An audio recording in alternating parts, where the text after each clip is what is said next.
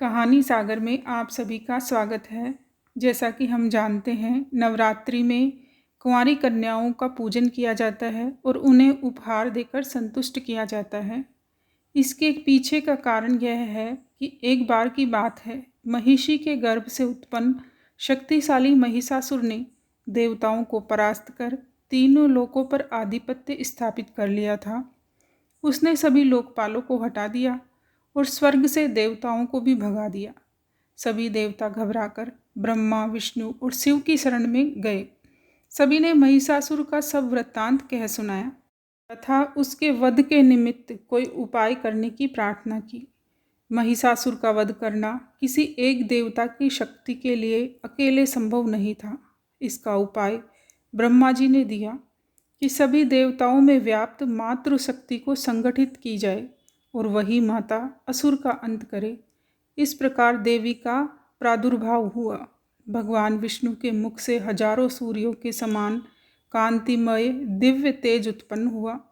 इसके पश्चात विभिन्न देवताओं, लोकपालों, प्रजापतियों के शरीर से तेज पुंज निकलने शुरू हुए और इंद्रादि सभी देवताओं के शरीर से देवाधिपतियों को प्रसन्न करने वाला तेज निकला।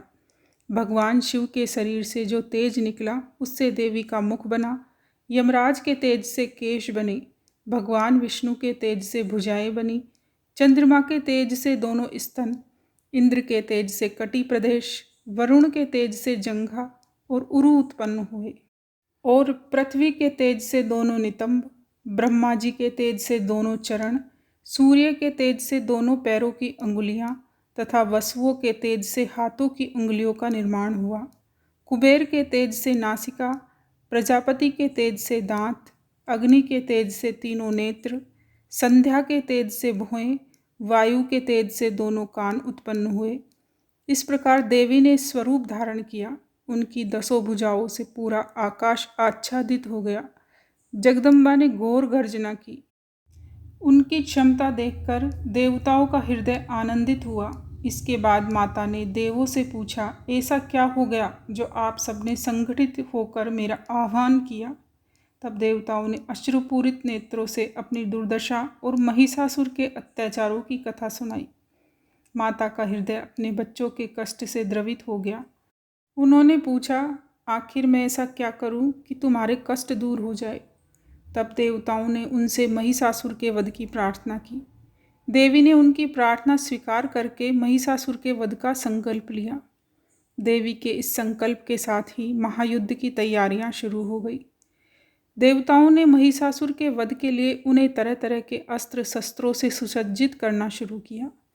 शिव जी ने माता को अपना शूल, विष्णु जी ने चक्र, अग्नि ने शक्ति, वायु ने धनुष तथा बाण, वरुण ने शंख, इंद्र ने वज्रास्त्र तथा अपने श्रेष्ठ हाथी ऐरावत का घंटा, काल ने तलवार तथा ढाल, समुद्र ने हार तथा कभी जीर्ण न होने वाले वस्त्र, चूड़ामणि, कुंडल, कंटक, बाजूबंद, अर्धचंद्र, नुपुर इत्यादि आभूषण तथा ब्रह्मा जी ने अक्षरमाला तथा कमंडल माता भवानी को प्रदान की।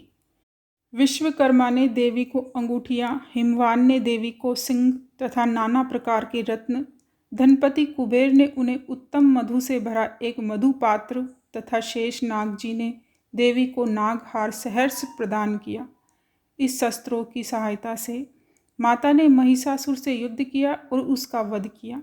माता जगदम्बा को देवताओं से मिले इन्हीं उपहारों की याद में आज भी नवरात्रि में कुंवारी कन्याओं को उपहार दिया जाता है।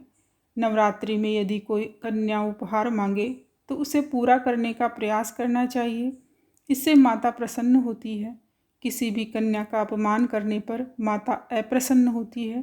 इसलिए कन्याओं का सम्मान केवल नवरात्रि ही नहीं, पूरे वर्ष करना चाहिए। बोलिए जगदम्बे मैया की जय।